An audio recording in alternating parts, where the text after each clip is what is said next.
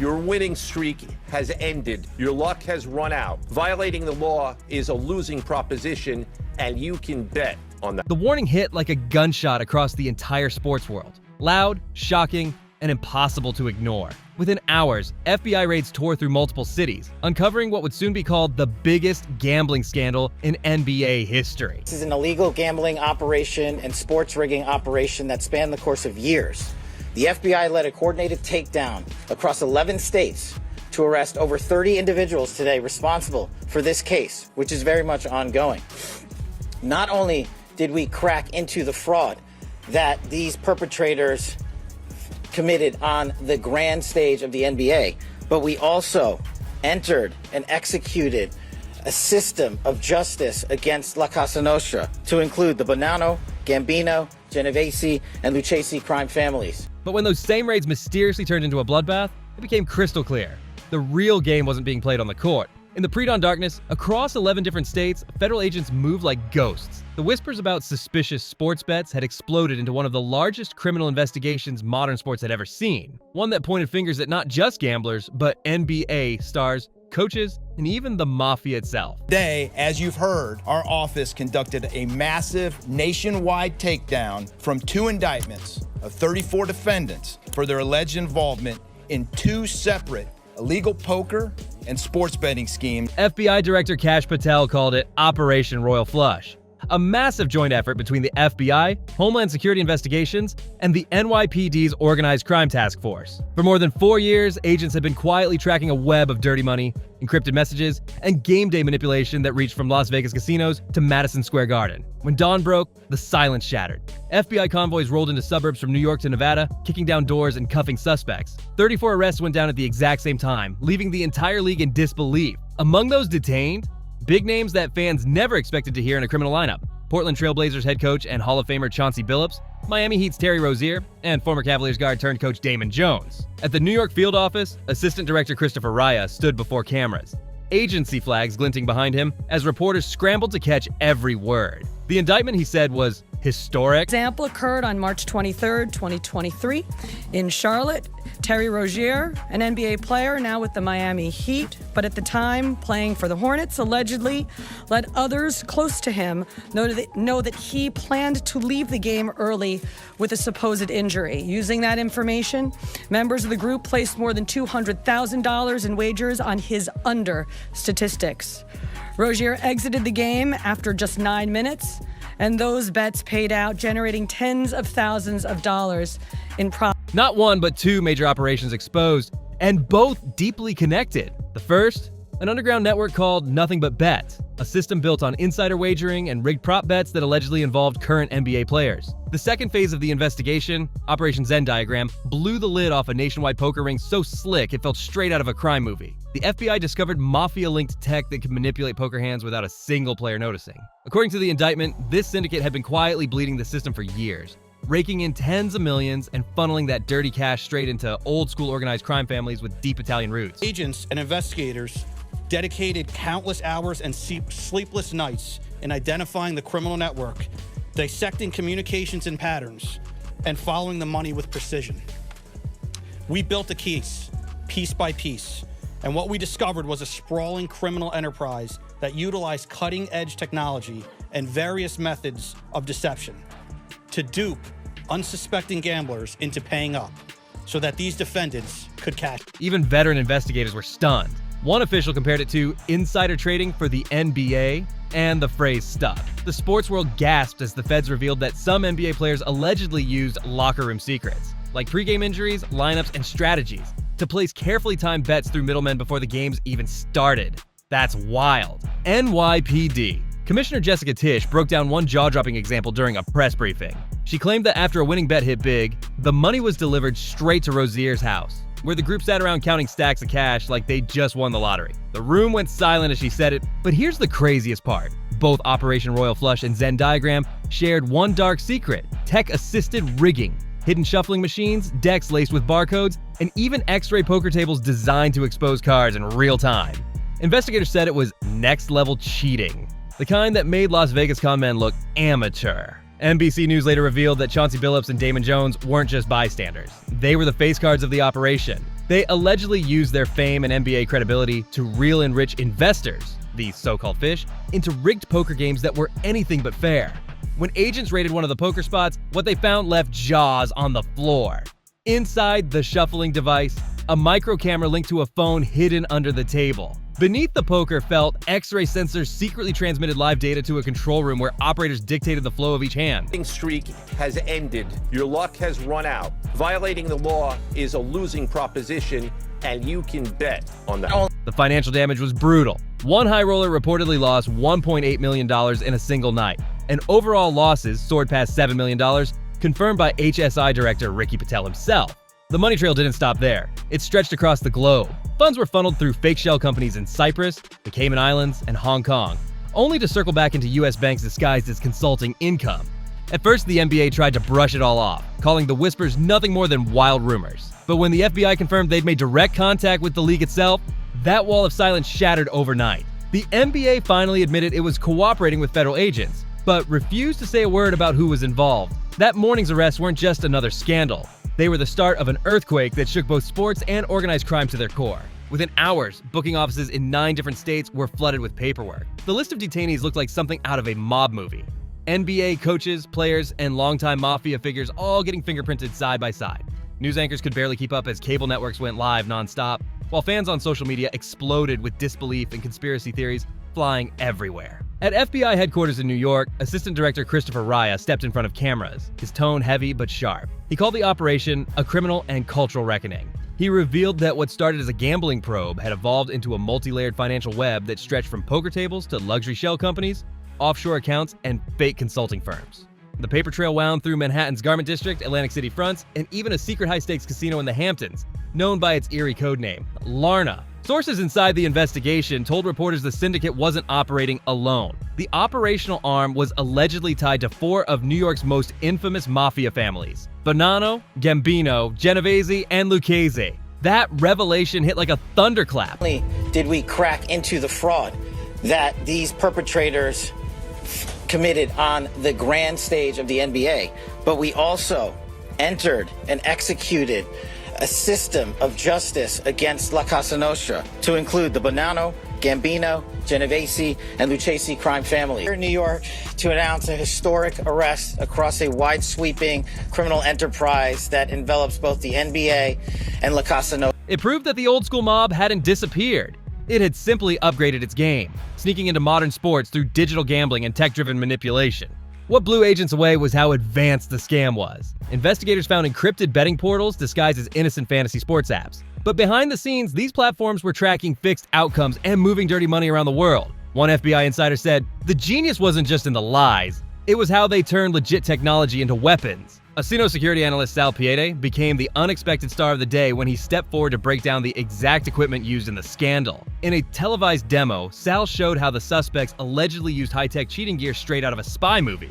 We're talking special contact lenses and glasses that could reveal invisible ink on cards, rigged shuffling machines wired to control outcomes, and even an X-ray poker table that let them literally see through the felt. The audience watching couldn't believe it. This wasn't your regular backroom hustle. This was organized digital warfare. And it didn't stop there. Investigators uncovered an analyzer device disguised as an ordinary smartphone that secretly housed a micro camera. That camera scanned cards in real time, feeding data to a program capable of predicting the winning hand no matter how the deck was shuffled. It was a perfect blend of street smarts and cybercrime genius. The FBI later confirmed that the whole setup was far too advanced for just gamblers.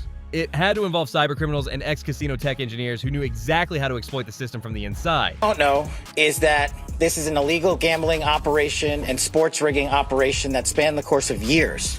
The FBI led a coordinated takedown across 11 states to arrest over 30 individuals today responsible for this case, which is very much ongoing. As more details surfaced, public outrage exploded online. Sports fans flooded Twitter, Instagram, and Reddit, calling it the darkest day in NBA history. Comment sections turned into war zones of disbelief and betrayal. By noon, Chauncey Billups, Terry Rozier, and Damon Jones had already lawyered up. Reporters swarmed the steps of the U.S. District Court in Brooklyn, cameras flashing as Billups walked in looking tense and silent, refusing to answer a single question. His calm, unreadable face only added more fuel to the fire. Meanwhile, Rozier's lawyer came out swinging, telling reporters that his client had already been cleared by investigators. But the crowd wasn't buying it. Everyone wanted answers, and fast. The NBA released a short, tight-lipped statement saying they were cooperating with authorities but would make no further comment. Behind the scenes, insiders admitted that this was the biggest crisis the league had faced in decades. Their vaunted integrity division, which supposedly monitored all betting patterns, suddenly looked useless. Officials quietly confessed that the fusion of sports power and mob money had created what one investigator bluntly called a credibility crisis for professional basketball. And just when everyone thought the worst was over, the Department of Justice confirmed 2 more investigations were underway. One targeting sports data companies, and another zeroing in on illegal offshore bookmakers suspected of colluding with the same NBA-linked ring. Public fascination quickly turned into pure outrage as every news station replayed the same shocking clips. Phillips, Rozier, and Jones being led away in handcuffs. The sight of million-dollar athletes caught up in a mob-linked gambling sting left fans speechless. Commentators asked the obvious question, how could men with fame, money, and everything to lose get tangled in a criminal operation like this? Experts began to weigh in, and their answers were grim.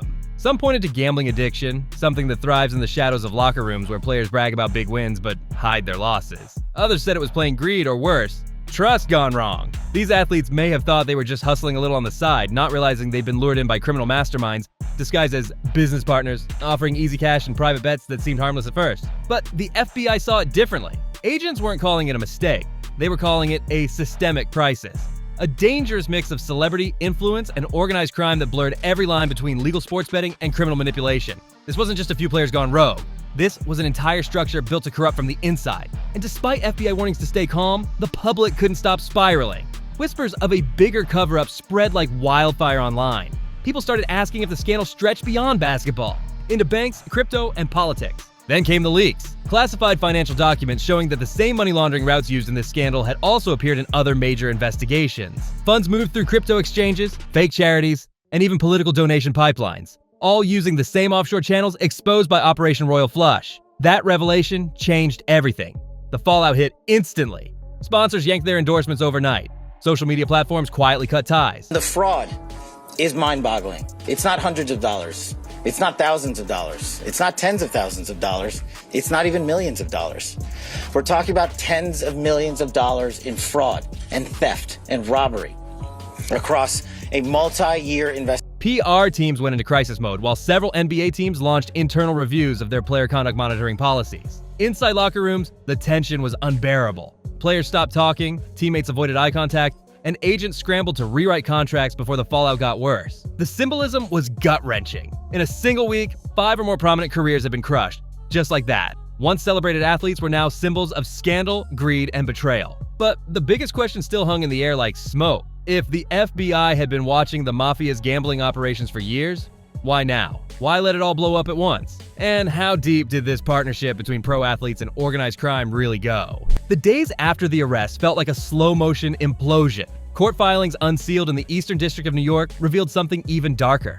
A massive underground gambling network that operated through multiple shell corporations disguised as sports consulting firms. On paper, it looked clean. A high-end player recovery and analytics lab meant to help athletes train smarter and recover faster. But in reality, this so-called facility was the beating heart of the entire criminal empire. Hidden beneath layers of corporate paperwork and fake wellness branding, the FBI later exposed it as a high-security underground casino, the crown jewel of Operation Royal Flush. Agents called it Site Alpha, and what they uncovered inside was jaw-dropping. According to investigators, it was a hybrid monster. Half gaming floor, half data command center, a place where the rich, famous, and powerful came to gamble behind closed doors under the illusion of luxury, privacy, and exclusive access. What no one knew was that every chip, every shuffle, and every bet was feeding an illegal money funnel tied directly to organized crime. The casino's profits were being laundered right under everyone's noses. FBI documents revealed that the dirty money was rerouted through consulting retainers and sports performance analytics contracts, making it look like legitimate business income. Millions of dollars in mob-backed gambling profits flowed undetected into official sports accounts, washing themselves clean with every consulting payment. The revelation hit like a bombshell. The NBA's carefully polished image of integrity collided head-on with the oldest vice in the book, gambling. And not just digital bets or offshore wagers. This was real, physical casino action happening under mob control, using NBA-linked figures as the public face of the operation. Homeland Security agent Ricky Patel confirmed the discovery with chilling precision, saying the FBI had uncovered a mirror image of Las Vegas luxury gaming. But under mafia command to insiders, the secret casino had a nickname, La Curna. To an outsider, La Curna looked like a fancy training hub. Sleek lobby, glowing logo, and guards wearing black suits. The exterior sign even read, Arcadian Sports and Wellness. complete with biometric scanners and professional staff. But beneath that polished exterior, things took a sinister turn. First indictment involves 6 defendants who are alleged to have participated in one of the most brazen sports corruption schemes since online sports betting became widely legalized in the United States. This scheme is an insider sports betting conspiracy that exploited confidential information about National Basketball Association athletes and teams. Down in the basement, FBI agents found hidden rooms accessible only with encrypted wristbands. Inside, custom poker tables identical to the ones seized earlier in the investigation, fitted with concealed cameras, marked decks, and laser sensors built into the ceiling lights. It was a tech-driven gambling paradise for the elite, and a nightmare for law enforcement. Investigators later traced the construction and funding of La Carnade to a real estate group connected to the Lucchese crime family. That single link flipped the case from white-collar fraud to a full-blown organized crime conspiracy.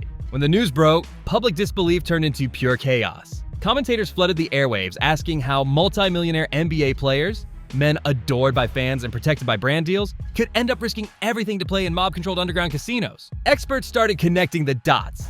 The same old mob formula dressed up in new clothes. It was all about exclusivity, adrenaline, and influence. Organized crime had always known how to exploit that sweet spot between ego and entertainment, but La Carnade was their crown jewel, a high-tech playground where celebrity, crime, and luxury collided in total secrecy. According to FBI officials, the first break in the case came from a series of encrypted phone calls. Someone inside one of the New York Mafia families flipped and became a cooperating witness, giving agents access to private communications that blew the case wide open.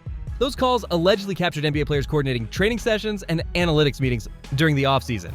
Code words for secret, high-stakes poker games at La Carnade? Even more shocking. The same recordings revealed bookmakers in Atlantic City working hand-in-hand with the players, using offshore crypto wallets to wash the money. Millions were being funneled into hidden accounts disguised as performance bonuses and consulting fees. The evidence was undeniable. These weren't just guys gambling for fun, they were endorsing, hosting, and promoting a criminal system that merged sports betting, poker, and data manipulation into one sprawling empire. When investigators unsealed digital files, the truth got even uglier. Among the seized drives was one labeled Player Room B. Inside were hours of surveillance footage showing famous athletes casually sitting beside known mafia intermediaries, exchanging cash, laughing, and talking odds like it was a normal business meeting. One agent described it as watching the NBA meet the mob in HD. Alleged illegal gambling operation hustled unwitting victims out of tens of millions of dollars and created a financial pipeline for La Cosa Nostra to help fund and facilitate their organized criminal activity. The footage was never released to the public, but law enforcement insiders confirmed it left zero room for denial. The FBI instantly sealed the recordings under federal evidence protocols, labeling them high-risk digital assets. From that point on, the Bureau knew they weren't just chasing gamblers. They were dismantling a hybrid criminal enterprise blending entertainment, sports, and technology like never before. Ironically, the casino's downfall didn't even start with a gambling probe. It began with a wiretap from the New York Waterfront Commission investigating smuggling. Agents intercepted a casual mention of a training center for numbers, and something about that phrase set off alarms. Data analysts quickly realized training center for numbers was code for gambling operations linked to La Carnade. That one phone call triggered a massive multi-agency review. The FBI cross-referenced sports performance data with offshore crypto transactions, and the timing was chilling. Bets were being placed seconds before private team performance updates went live. The precision was too perfect to be coincidence. Investigators concluded that someone inside the NBA system, maybe even within its own analytics servers, had leaked confidential data directly to the criminal network. As more files surfaced, investigators uncovered a chilling twist. The NBA's own data might have been compromised from the inside. A federal report revealed that the breach didn't come from hackers on the outside, but through official analytics vendors who handled player stats, biometric data, and performance tracking for the league. These vendors were contracted by the NBA itself, making the leak both internal and systemic. One federal analyst didn't mince words, saying, the casino wasn't the endgame. It was the command center of a digital empire. That empire wasn't just built on cards and chips. It thrived on stolen data. Player performance numbers, health stats, and game time analytics had all been converted into tradable currency within a criminal market that blurred the lines between sport and stock exchange. The symbolism sent chills through the industry. Gambling had always been a shadow chasing professional sports, but this was the monster finally stepping into the light. A corruption so deep it reached into the very data architecture of the NBA itself. The U.S. Attorney for the Eastern District of New York, alongside the FBI, ordered every analytics server connected to the league seized overnight. What the public once saw as a cutting-edge performance platform suddenly became federal evidence in a multi-state racketeering case. Meanwhile, public outrage began mutating into paranoia. Fans didn't just think the league was tainted, they started believing it was complicit. Conspiracy theories swarmed across social media, claiming that the NBA's eerie silence was proof of a cover-up. Former players began speaking out anonymously, describing long-standing locker room betting circles that had supposedly existed for years, quietly tolerated as harmless competition. But after the scandal, those casual bets didn't look so harmless anymore. They looked like training grounds for organized gambling networks. On live TV, a retired sports psychologist put it perfectly. Athletes live off risk and control. Gambling gives them both until it doesn't. His words echoed across ESPN, CNN, and every major sports outlet as headlines blurred two worlds together: sports corruption and a mafia rebirth. The mafia, once thought to be a relic of the 1950s, had found new life in the digital age. Not through street rackets or smoky backrooms, but through encrypted ledgers, crypto laundering, and luxury poker suites. The image of the mobster in a fedora was gone.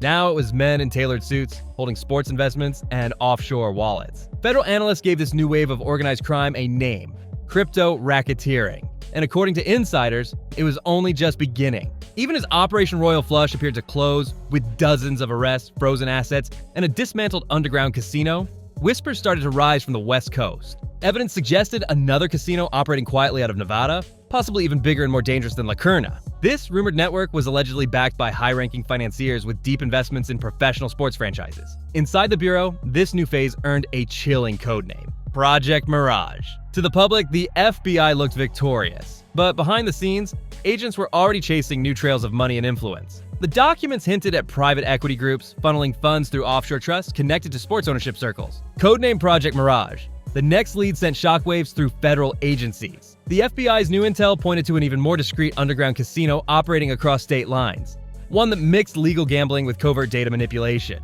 This wasn't just a clone of La Curna, it was the upgraded version, smarter, cleaner, and far more dangerous. The FBI's Eurasian Organized Crime Task Force dove deep into banking records and crypto transactions that trace back to shell companies quietly registered in Nevada and Delaware. On paper, everything looked corporate and above board: consulting firms, sports analytics brands, even media ventures. But behind those polished facades hid an empire built on digital laundering and elite corruption. Early reports revealed that Mirage wasn't just a gambling hub. It was a full-blown clearinghouse for washing dirty money from multiple criminal networks at once. Its infrastructure mirrored that of La Curna, but its clientele was next level: team investors, former players, executives, and even minority franchise owners. A digital forensics team uncovered ledgers naming what insiders called royalty clients. That was their code for high-profile figures with enough influence and money to protect the operation if things ever went south. Among those names were intermediaries tied to sports betting data companies, completely blurring the already thin line between official analytics work and criminal exploitation. Federal analysts described it best: if La Curna was the operational front, Project Mirage was the command and finance division. The design of this operation was genius level. It used cryptocurrency tumblers, real estate flips, and offshore trust accounts to reintroduce dirty profits back into the system as legitimate business revenue. Millions of laundered dollars came out looking like sponsorships, data licensing, and sports tech investments, all squeaky clean on paper. Homeland Security's Ricky Patel confirmed that surveillance on Mirage had actually begun before Operation Royal Flush even wrapped up. The discovery of this second casino threatened to blow the investigation wide open, pushing it far beyond players and coaches, right into executive territory, a line almost never crossed in American sports. But what made Mirage truly terrifying was its invisibility.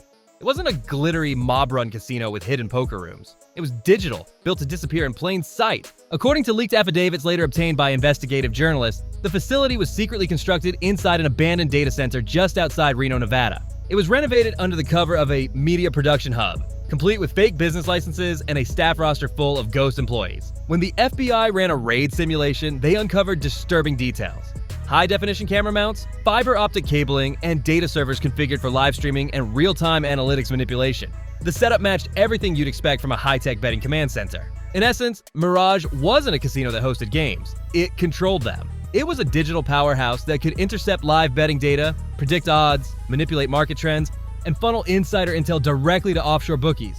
Within seconds of Project Mirage hitting the headlines, the pressure on the NBA skyrocketed. Fans, reporters, and analysts demanded answers. But the league stayed completely silent. That silence only made things worse, fueling speculation that the scandal ran far deeper than anyone wanted to admit.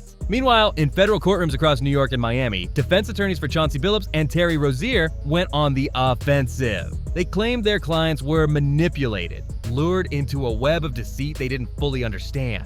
According to their lawyers, these men weren't masterminds. They were pawns in a much larger game controlled by hidden financiers, pulling the strings from behind the scenes. Legal experts quickly caught on to the strategy, saying it looked like an attempt to shift the blame upward toward the mysterious investors and data moguls tied to Project Mirage. But the FBI wasn't buying it. Leaked deposition transcripts soon dropped, revealing that federal agents already suspected knowledge at higher levels within the league itself. One sealed affidavit reportedly stated, evidence suggests at least one franchise-level executive participated in the preliminary funding of Project Mirage through a venture capital intermediary. That line alone sent the entire sports world into meltdown. Suddenly, this wasn't just about 3 players in some underground casinos. This was about executives, sponsors, and billionaire investors. Public sentiment hardened overnight. Commentators on ESPN and CNN began calling it the NBA's Wall Street moment, comparing it to the financial scandals that destroyed public trust in corporate America decades ago.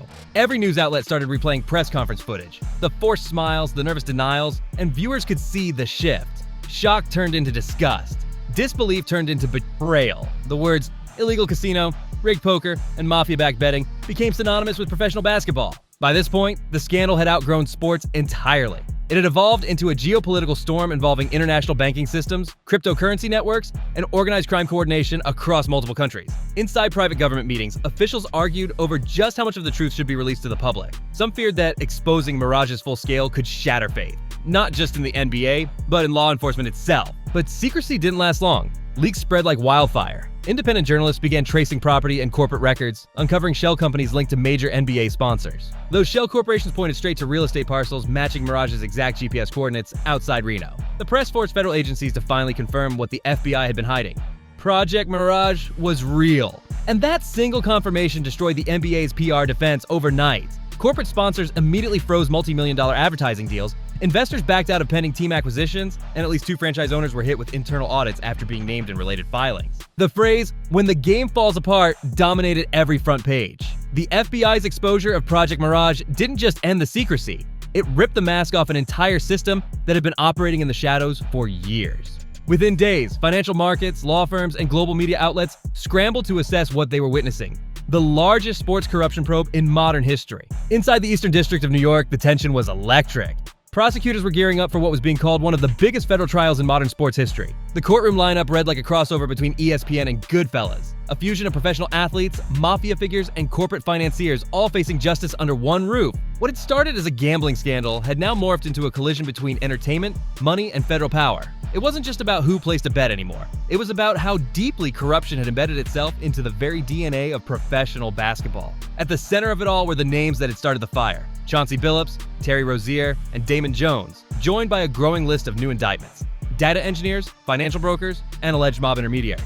This was no longer a few bad apples. This was an entire network being dragged into the spotlight. For investigators, the hardest part wasn't proving that crimes had happened. It was proving intent. Everyone involved had built walls of plausible deniability. Behind closed doors, federal agents started calling the case the Hydra. Every time they cut off one head, 2 more seemed to appear. The trial began under tight security. Cameras were banned, courtroom sketches were restricted, and transcripts were locked down to protect ongoing investigations. But of course, the leaks didn't stop. Anonymous sources inside the Justice Department whispered to the press, describing mountains of evidence. Thousands of hours of surveillance footage, encrypted chats, and suspicious financial transfers. Together, they painted a picture of calculated manipulation, not reckless gambling. For Chauncey Billups, prosecutors dropped a bombshell. They alleged that he wasn't just a participant, he was a recruiter. Evidence showed he introduced wealthy insiders and athletes to private games inside La Curna and even collected appearance fees from the organizers. It was a stunning twist. The beloved head coach turned alleged middleman for an underground empire. For Terry Rozier, the case focused on insider betting. Federal prosecutors presented encrypted messages and text threads suggesting that he had coordinated bets through third-party accounts, sometimes even hinting at planned game exits that aligned perfectly with suspicious wagers. The coded language in those chats was chilling.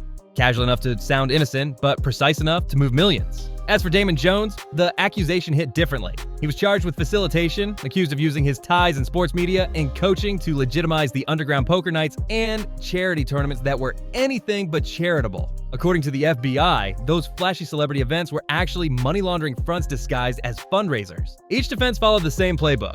deny, deflect, and distance. Their lawyers argued that their clients were victims, caught in a web too complicated to see, that they had no idea the games were rigged, the bets were manipulated, or the funds were mob-controlled. The courtroom was heavy, thick with tension and disbelief. People watching described it as more than a trial of men. It was a trial of the modern NBA itself. Every whispered word, every shuffled paper carried the weight of a billion-dollar empire under fire. Outside the courthouse, chaos ruled. Social media turned into a battleground. Some fans demanded justice, while others cried conspiracy. Commentators suggested that the entire investigation might have been politically timed, meant to justify stricter government control over online sports betting. But no amount of speculation could bury what the FBI had uncovered. The evidence was undeniable. According to the joint FBI and HSI report, millions of illicit dollars had quietly moved between underground casinos, encrypted betting portals, and fake consulting firms. One specific entry labeled marketing consultancy disguised recurring $250,000 deposits into bank accounts held by entertainment agencies directly tied to NBA players. That single discovery proved how deep the rot ran. The game wasn't just being played on the court, it was being played in the books. Then came the hammer blow from FinCEN, the Financial Crimes Enforcement Network. Their analysts confirmed a pattern of over $18 million in suspicious transactions routed through crypto wallets linked to Project Mirage. These weren't just shady payouts. These wallets also funded offshore companies that were developing gambling apps, effectively mixing dirty money with legitimate tech profits. The result? A perfectly blurred financial trail that looked legal on paper but was rotten underneath. Federal prosecutors called it the breakthrough moment. The first ever proof of organized digital laundering happening through the structures of professional sports. It wasn't just about people placing bets anymore. This was about weaponizing the league's own infrastructure to wash criminal money clean. As the hearings dragged on, the courtroom became a stage for something bigger than punishment. It became about setting precedent. The Department of Justice made it clear they wanted to build a legal framework that would hold athletes and organizations accountable not just for direct crimes, but for enabling systems of fraud and digital manipulation that profited from their fame. Meanwhile, panic was erupting inside NBA headquarters. Leaked internal emails and memos showed that the league's top brass were in full crisis mode. One memo, titled Integrity and Perception, laid out emergency strategies to distance the NBA from every implicated figure. It even discussed temporarily suspending the league's betting partnerships just to cool the public outrage. The tone of the memo was desperate yet corporate. It urged full cooperation with federal authorities, while carefully plotting how to protect the league's brand equity. But one paragraph hit hard. It admitted that the damage to public trust was irreversible. Executives estimated that at least 5 active players' careers were effectively over, even without formal convictions, simply because their names had been associated with the scandal. The memo's closing line was haunting, calling it a symbolic massacre, a loss of faith in the NBA's moral authority. The fallout was instant. TV ratings dipped, sponsors quietly paused campaigns, and commentators began avoiding any mention of betting ads during live broadcasts. For longtime fans, the emotional crash was brutal. Basketball, the sport that had always represented hard work, talent, and fair play, now stood accused of being soaked in corruption. What was once a symbol of meritocracy had turned into a cautionary tale about greed, deceit, and power. When the verdicts finally came in, the fallout hit like a wrecking ball. Damon Jones accepted a plea deal for financial conspiracy and was sentenced to 4 years in federal custody. His public apology was short and cold. No emotion, no excuses, just a quiet surrender. Terry Rozier, on the other hand, was convicted of wire fraud, though his legal team vowed to appeal, arguing that procedural errors had tainted the trial. But it was Chauncey Billups who refused to bow. He maintained his innocence from start to finish, telling reporters he had been fooled, not complicit. Yet the court of public opinion wasn't buying it. Fans flooded comment sections calling him the face of betrayal.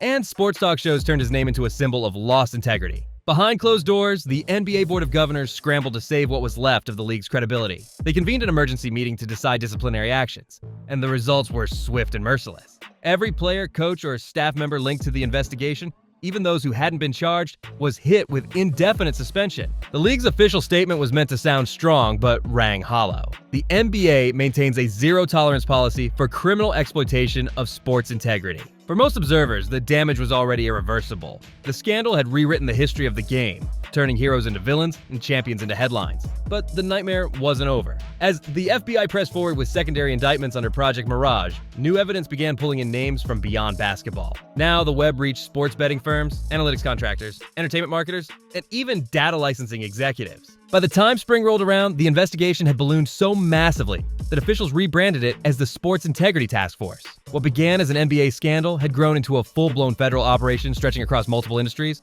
a map of corruption that tied together entertainment, finance, and organized crime. The human toll was devastating. Careers that took decades to build were obliterated in weeks. Reputations were torched overnight. Commentators called it the reputational massacre, a phrase that summed up the emotional destruction perfectly. To fans, it wasn't just about a few guilty men, it was about realizing that modern fame itself could be destroyed by greed and manipulation. Yet for all the indictments and convictions, one haunting question still hung in the air. Who orchestrated it all? Federal documents gave no single name. There was no kingpin, no villain in a tailored suit. Instead, the filings described a distributed network, a machine where everyone played a role, big or small. From data techs to gamblers, from brokers to team insiders, each person was just another cog in a system designed for one thing: profit. It was a structure too efficient, too synchronized, and too profitable to exist without systemic cooperation at the highest levels. When the final round of trials ended and sentences were handed down, the media frenzy slowly started to fade. The talk shows moved on, the trending hashtags died down, and fans tried to reclaim their love for the game. But behind the scenes, the FBI wasn't done.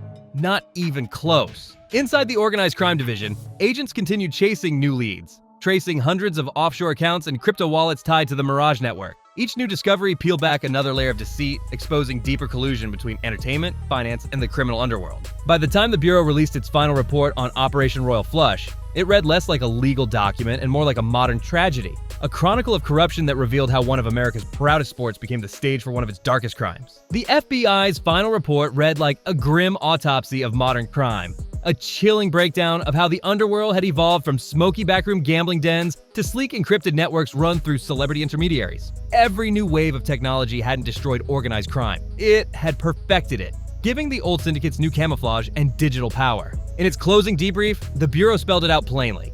Professional sports had been repurposed into infrastructure for organized crime. The NBA, with its billion-dollar cash flow, global fan base, and untouchable reputation, had become the perfect front for legitimacy. Behind the roar of the crowds and the glow of the scoreboards, the mob had found a way to hide in plain sight, laundering money through data, analytics, and betting systems masked as business innovation. The NBA's own internal investigation, which ran parallel to the FBI probe, only deepened the embarrassment. It confirmed that multiple staffers had failed to report suspicious player behavior, directly violating integrity protocols. Those small oversights became the cracks that allowed organized crime to slip in quietly, growing from casual locker room bets to coordinated data rigging operations inside Lacerna and Project Mirage. By the time the league tried to clean house, the damage was irreversible.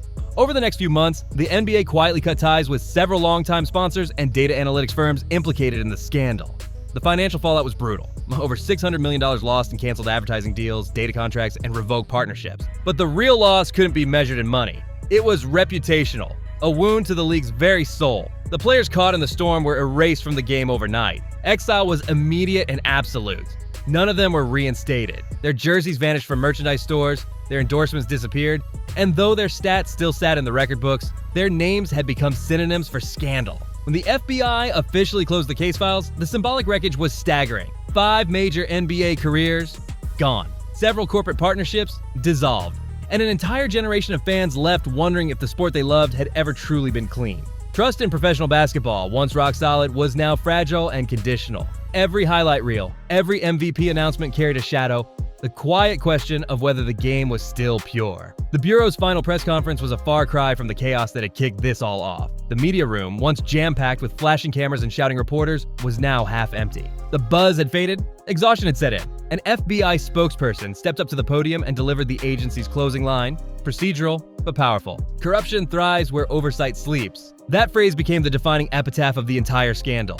It echoed across headlines, documentaries, and podcasts that tried to unpack how it had all spiraled so far out of control. In the weeks that followed, the public conversation began to evolve. Commentators and columnists stopped obsessing over the trials and started asking bigger questions. Questions about morality, technology, and the price of ambition. How far could innovation bend ethics before breaking them entirely? At what point did the pursuit of profit erase the very idea of fair play? Rebuilding the NBA would take more than policies. It would take a full-blown cultural reinvention. The league had to convince not just its fans, but also sponsors, regulators, and world governments that integrity could still survive in a sport now tied to billion-dollar gambling markets. The reforms that followed were massive, and for once, the league moved fast. All player analytics systems were immediately transferred to third-party oversight, stripping away any chance for insider tampering. A new sports financial crimes unit was formed within the Department of Justice, dedicated solely to monitoring money trails connected to professional leagues. And in a first-of-its-kind rule, athletes were now legally required to disclose any private investments in gaming or analytics companies. No more backroom secrets, no more hidden interests. These moves began to rebuild some faith, but not all. The damage was too deep. The trust that once defined professional basketball had been shattered, replaced by cautious curiosity and quiet suspicion. Fans started watching the game differently, wondering who might be playing for points and who might be playing for profit. The scandal had permanently rewritten the story of American sports. What was once about competition and triumph had now become a saga of temptation and downfall. Culturally, it marked the end of an era, the moment the myth of the untouchable athlete finally crumbled. As one veteran commentator wrote in The Atlantic, "They played for glory once. Now they play under surveillance." That line hit hard because it was true. Cameras, algorithms, and compliance officers had become as much a part of the game as coaches and referees. For investigators, the lesson was pragmatic. Tighten the system, trace the money, and never underestimate how far influence can spread. For the public, the lesson was moral. Even heroes can fall when greed gets involved. And for those whose names once echoed through sold-out arenas, it was permanent exile. Operation Royal Flush would go down in history not just as an FBI investigation, but as a metaphor for modern corruption. A winning hand that looked flawless until the cards were flipped and the truth came spilling out. When the lights dimmed after the final press conference, the silence was almost haunting. The NBA still existed, the games resumed, the fans returned, and the stadiums lit up again, but something fundamental had changed. Every jump shot, every victory celebration carried a shadow, a whisper of what had been exposed. Even in the purest arenas of human achievement, corruption was no longer a rumor. It was a guest that had already accepted its invitation. And that truth, cold and unshakable, would haunt the league for generations. So yes, the massacre was complete. And yet, beneath all the tragedy and the chaos, one last irony remained. A detail so wild it almost sounded like fiction. An NBA Hall of Famer walks into an underground poker game. Sounds like the setup to a joke, right? Except this joke didn't end with laughter. It ended with X-ray poker tables, 4 mafia families, and tens of millions of dollars siphoned across 11 different states. This wasn't fantasy. This was real. And it's the story that shattered everything we thought we knew about professional basketball. The revelation was absolutely earth-shattering. What I'm about to lay out sounds like something ripped straight out of a Martin Scorsese movie. A tangled web of organized crime, NBA legends, underground poker rings, and James Bond-level technology that could see cards, track bets, and manipulate odds in real time. But here's the wild part. This isn't Hollywood fiction. This is real life unfolding in October 2025, and its impact is shaking the very core of professional sports. On the morning of October 23rd, 2025, America woke up to chaos. Phones buzzing, headlines exploding, the FBI, in full coordination with the NYPD, Homeland Security Investigations, and the U.S. Attorney's Office for the Eastern District of New York dropped a bombshell. A federal indictment that sent shockwaves through the NBA and pulled back the curtain on the dark, hidden world of high-stakes sports betting. The press conference was led by FBI Director Kash Patel himself, a man who rarely shows up unless the stakes are nationally critical. His appearance alone told the world, this wasn't about a few bad bets. This was about something huge. Something that reached from locker rooms to mob headquarters. What Patel revealed left jaws on the floor. He confirmed that La Cosa Nostra, the infamous Italian-American mafia that most believed had faded into history, had allegedly partnered with NBA insiders to pull off one of the most sophisticated gambling operations in American sports history. This wasn't your average point-shaving scandal. This was organized crime infiltrating the league itself, blending mob strategy, insider access, and cutting-edge technology into a criminal empire hiding in plain sight. And then came the kicker, the names. The defendants list read like an all-star lineup, the kind of roster you'd never expect to see in a courtroom. At the center was Chauncey Billups, yes, that Chauncey Billups, the 5-time NBA All-Star, the 2004 NBA Finals MVP, and the beloved Mr. Big Shot, who built a 17-year legacy on clutch performances and clean sportsmanship. Now, that same name was being uttered in the same sentence as federal indictment and mafia affiliation. Then there was Terry Rozier, the dynamic, fast-talking guard from the Miami Heat, locked into a nearly $100 million contract. A player who had everything to lose and somehow still got caught in the storm. And finally, Damon Jones, a former NBA sharpshooter who had carved his name into Cleveland Cavaliers history with that unforgettable 2007 NBA Finals run alongside LeBron James. These weren't random benchwarmers or unknown names. These were superstars, men who had earned the trust and love of millions of basketball fans across the world. But here's where the story flips from shocking to unbelievable. Because once you see the full scope of what federal prosecutors are alleging, you'll realize this wasn't one little hustle. It was 2 massive, interconnected criminal operations running side by side, and both shaking the NBA to its core. The first scheme, officially labeled Operation Nothing But Bet, was an insider sports betting conspiracy that used confidential, non-public NBA information to rig the odds before games even started. This wasn't your casual locker room bet. This was industrial-level fraud. Federal investigators alleged that certain insiders had access to private injury reports, player arrest schedules, and strategic lineup decisions that were never meant to leave the organization. They knew when key players would sit out due to injury or rest, when someone might pull themselves early from a game, or when coaches plan to tank for draft positioning. All of that inside info was allegedly being leaked to place fraudulent bets worth hundreds of thousands of dollars. Prosecutors called it Wall Street meets the NBA. The information moved through encrypted chats, fake analytics accounts, and offshore sportsbooks before hitting American betting markets. A perfectly timed operation designed to beat the system from the inside out. But if that sounds wild, the second operation, the one investigators nicknamed Operation Royal Flush, made the first one look almost tame. This one read like a spy movie on steroids, and it had been running quietly since 2019. According to the FBI, Operation Royal Flush revolved around a series of rigged underground poker games hosted across America's most glamorous playgrounds: the Hamptons, Las Vegas, Miami, and Manhattan. These weren't your uncle's Friday night poker matches either. These were high-stakes tables packed with athletes, celebrities, and high rollers who thought they were part of an exclusive inner circle, not realizing they were sitting inside a carefully built trap. And this wasn't about marking cards or dealing from the bottom of the deck, not even close. The operation used next-generation cheating tech so advanced that even Hollywood screenwriters would have laughed it off as unrealistic. The FBI revealed that the poker tables themselves were outfitted with X-ray scanning technology that could literally see through cards while they were face down on the felt. The card shuffling machines, modified off-the-shelf models rewired with micro cameras and transmitters that sent real-time data to hidden monitors in back rooms. The cheating tech the FBI uncovered was so advanced, it could have come straight out of a spy lab. At the center of it all was the Deckmate 2, a shuffling machine that had been secretly modified with wireless chips and microtransmitters. This rigged device could read every single card in the deck, predict which player held the strongest hand, and then relay that information in real-time time via encrypted cell signals to an offsite operator. Someone sitting comfortably miles away, quietly running the game like a puppet master. That offsite handler would then beam the info back to what insiders called the quarterback, a co-conspirator sitting right there at the table. The quarterback's job?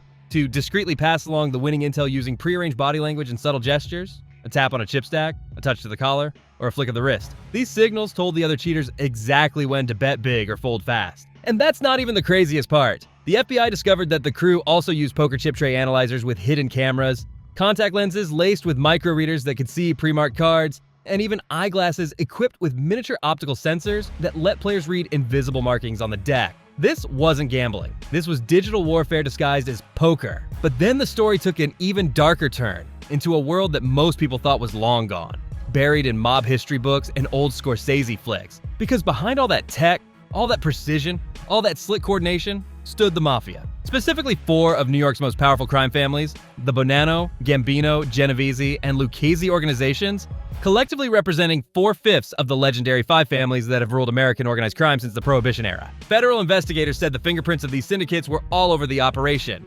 funding, logistics, and muscle. Each family handled a piece of the puzzle, moving cash through shell casinos, crypto wallets, and fake consulting firms that masked the flow of illegal profits. To understand how deep this runs, you've got to know where it all started. The Genovese family, once led by the infamous Charles Lucky Luciano, has long been the most secretive and strategic of the 5.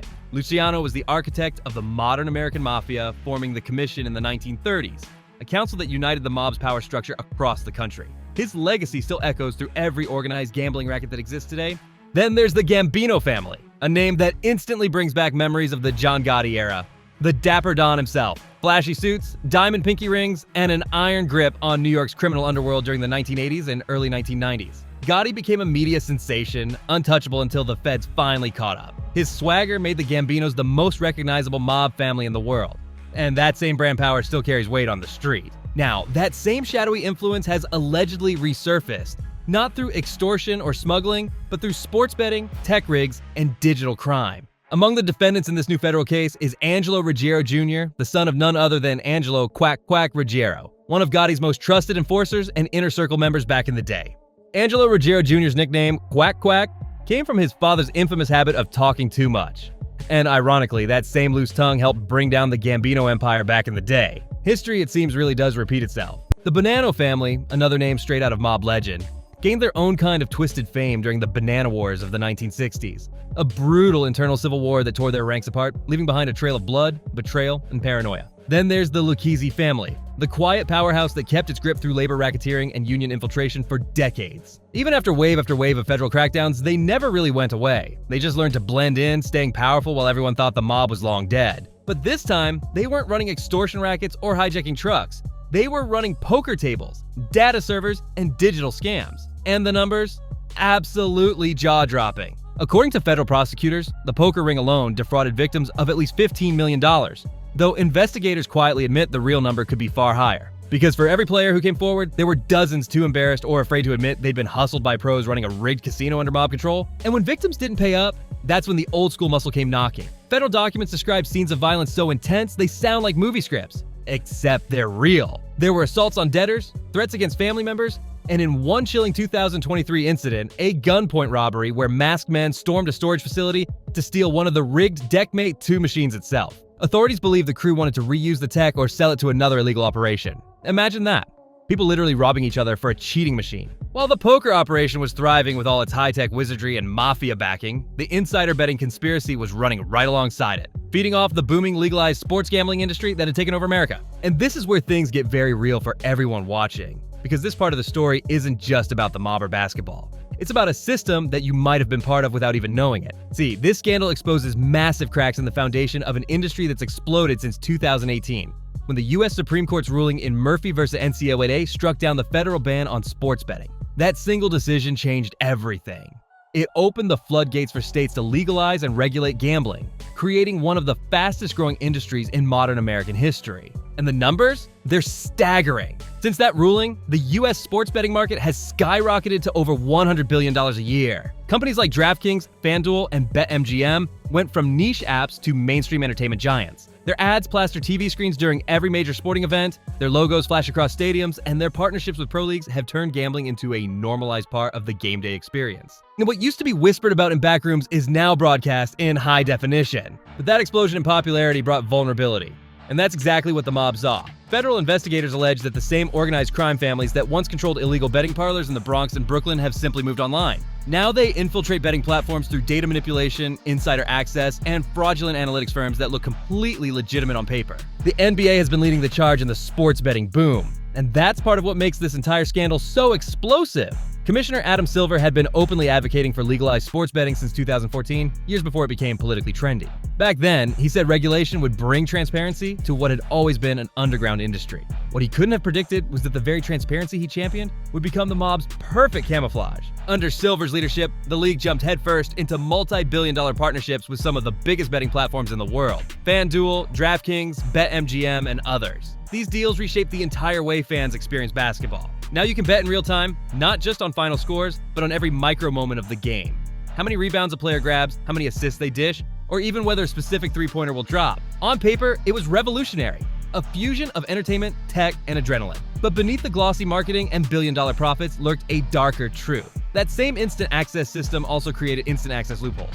Cracks that criminal networks could quietly slip through. And that's exactly what the conspirators did. Federal prosecutors revealed that the heart of the scheme centered around prop bets, short for proposition bets. These wagers let gamblers bet on specific stats or player outcomes, not just who wins or loses.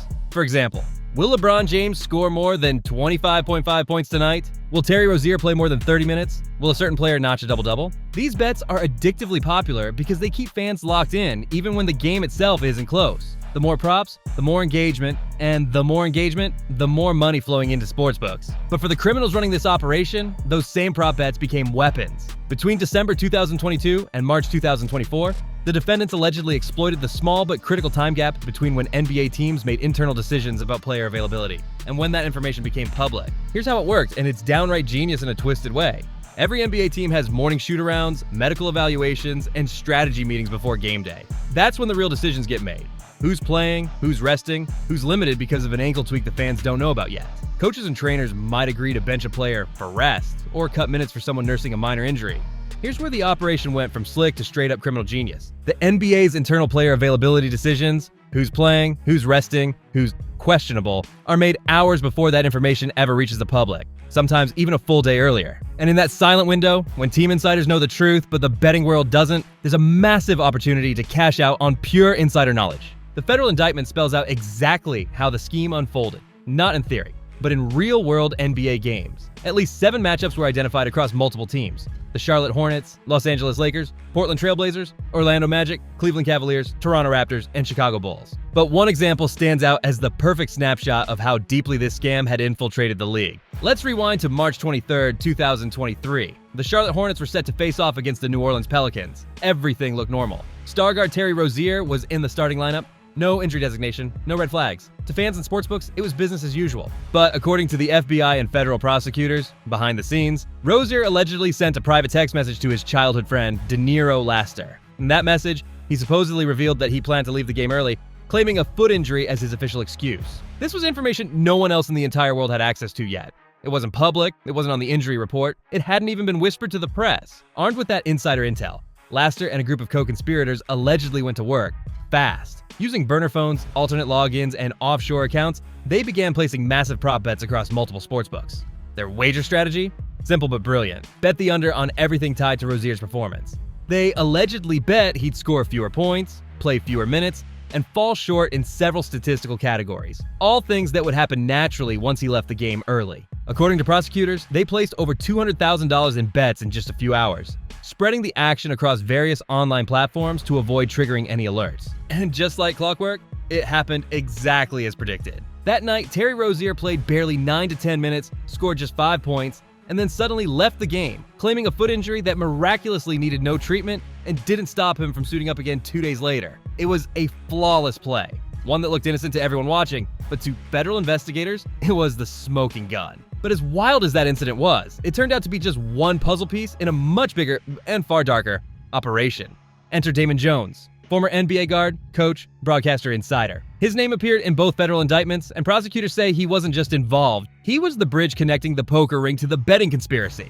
According to court filings, Jones allegedly used his deep NBA relationships and his unofficial role with the Los Angeles Lakers coaching staff during the 2022 to 2023 season to leak confidential team information to the betting ring. This wasn't small talk. It was premium intel about the availability and health of superstar players, including none other than LeBron James and Anthony Davis, two of the most bet-on athletes in the entire league. The indictment even included specific examples, moments so detailed they made sports fans' jaws drop. On February 9th, 2023, just hours before the Lakers were set to play the Milwaukee Bucks, Jones allegedly sent a text message to his co-conspirators. The message was simple but explosive. Bet against the Lakers tonight. Why? Because Jones had just learned through his private team access that LeBron James, referred to in the indictment as Player 3, but obviously identifiable, would not be playing that night. That inside information hadn't been released publicly. There was no injury report update, no press leak, no ESPN alerts. As far as the public knew, LeBron was good to go. The sportsbooks still had the Lakers listed as favorites, and the betting lines were holding steady.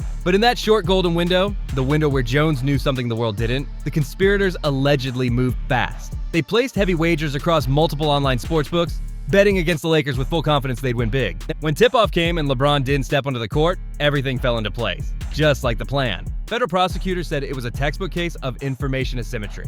And when a small group of insiders holds crucial data before it becomes public. It was the sports equivalent of insider trading, but with sneakers instead of stocks.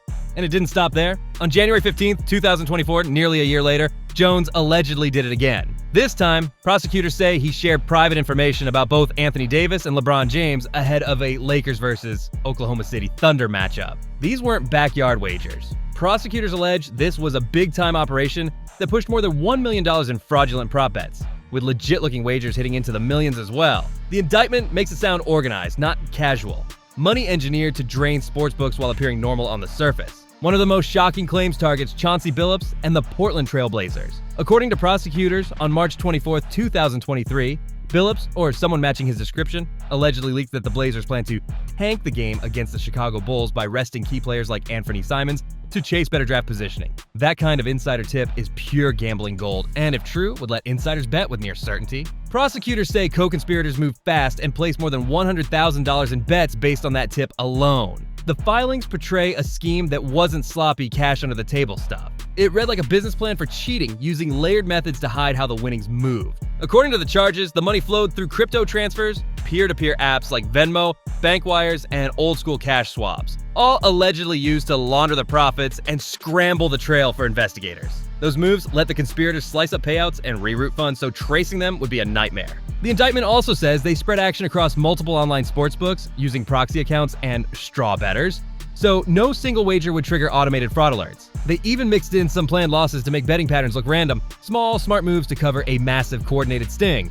Now we get to the elephant in the room, or rather, the 4 elephants. The mafia families whose alleged fingerprints are all over this scandal have shocked even the most hardened federal investigators. Everywhere online, people are asking the same thing. Wait, the mafia still exists? Didn't the FBI wipe them out back in the 90s?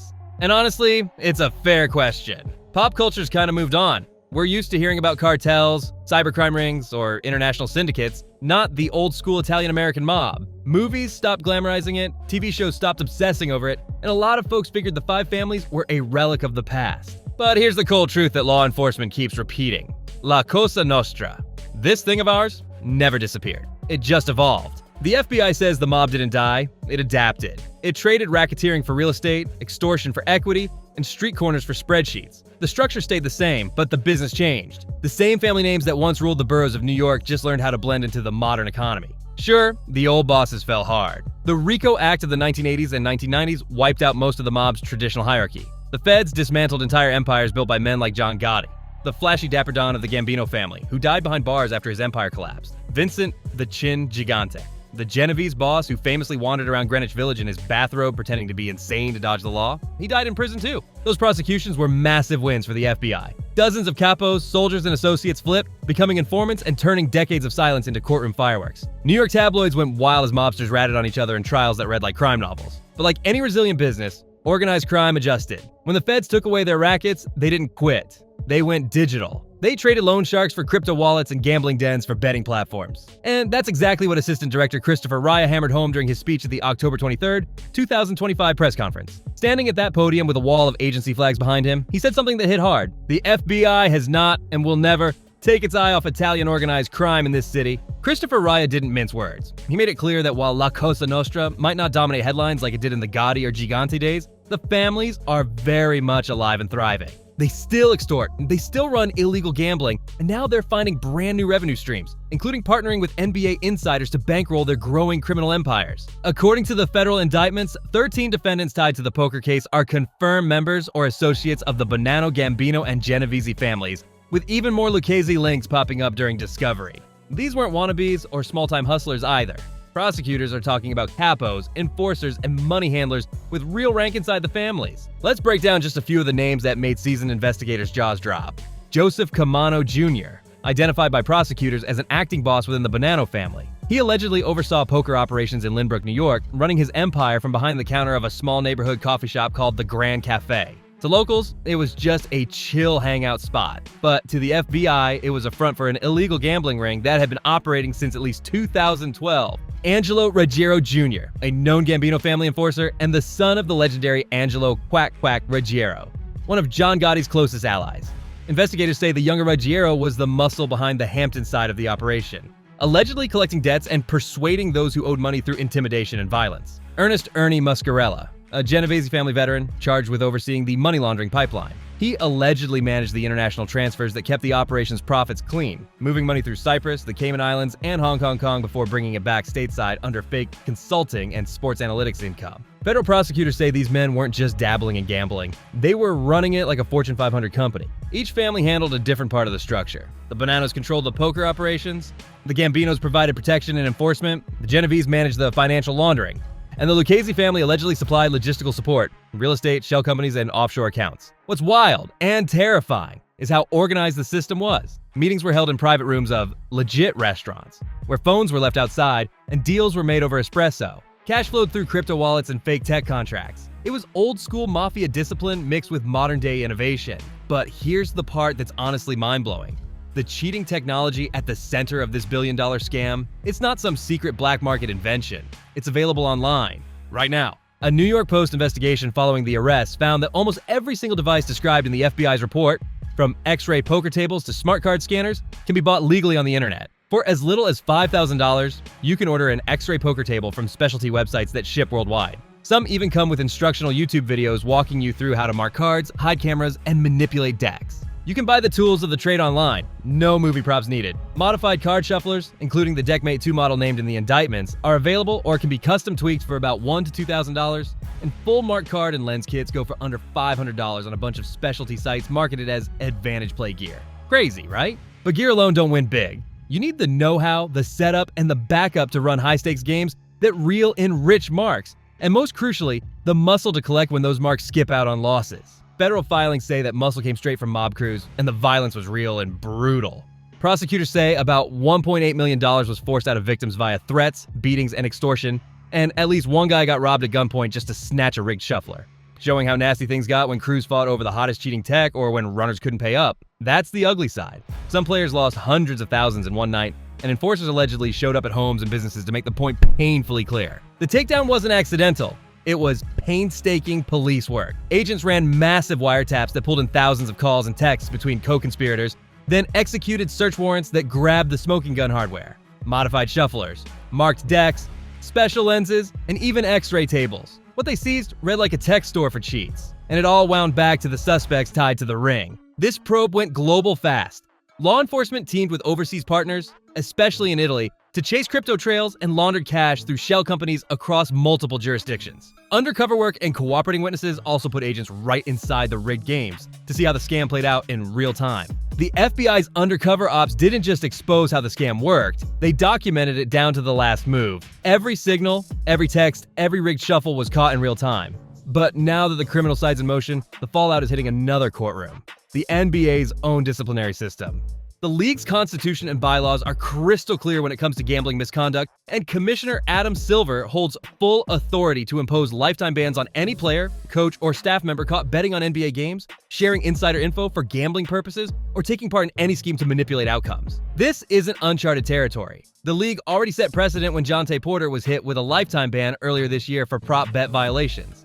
And that case is now hanging like a guillotine over Chauncey Billups and Terry Rozier. Even if they somehow dodge conviction in federal court, their NBA careers could still be over for good. Let's talk money because the financial losses here are staggering. Terry Rozier is in the third year of a 4-year, $96.3 million contract with the Miami Heat. If the NBA expels him from the league, that contract doesn't just stop, it evaporates. He'd forfeit roughly $26.6 million still owed to him over the next 2 seasons. That's the kind of loss that sends ripples through every endorsement, every brand deal, every sponsorship tied to his name. And Chauncey Billups? For him, the destruction runs even deeper. The man once celebrated as one of basketball's most respected ambassadors, a finals MVP, a 5-time All-Star, a model of professionalism, now faces the collapse of everything he built post-retirement. His coaching career, his broadcast reputation, even his legacy as Mr. Big Shot, all in ruins. Whether convicted or cleared, this stain doesn't wash off easy. Now, insiders say it's the biggest credibility crisis the NBA has faced since the Tim Donaghy scandal back in 2007. Only this time, it's not one rogue referee, it's coaches, players, and mafia-linked betting rings. The league itself is now facing serious questions from fans, sponsors, and lawmakers alike. How did this go on for so long without detection? The NBA's Integrity Division had already looked into Terry Rozier once before. Remember that March 2023 Hornets versus Pelicans game where he left early with a foot injury? After that strange performance, the league conducted an internal review and officially cleared him of wrongdoing. That detail has become a centerpiece of the defense strategy. Rozier's attorney Jim Trusty slammed the current charges as a photo op non-case, claiming the NBA's prior exoneration proves that federal prosecutors are chasing headlines more than justice. His stance is that the league already did its due diligence and found nothing. But prosecutors fired back hard, saying the NBA's internal probe, while thorough within its scope, simply didn't have the same tools federal investigators do. The league can't issue subpoenas, wiretap phones, or seize encrypted communications. The FBI can, and did. Chauncey Billups is officially set to appear in Brooklyn federal court on November 20th, facing what could be the biggest trial of his life. Meanwhile, Terry Rozier has been released on a staggering $6 million bond, secured by his Miami home, with strict conditions. He surrendered his passport and is under a total ban from any gambling-related activity, online or otherwise. The FBI says this investigation is far from over. Assistant Director Christopher Raya made it clear in a press briefing that this case is only the tip of the iceberg, hinting that more charges and more defendants could be coming soon as agents keep chasing new evidence and money trails across multiple states, and possibly multiple countries. Over the next several months, the legal fallout is expected to unfold through federal trials, plea deals, and sentencing hearings that will drag into 2026 and beyond.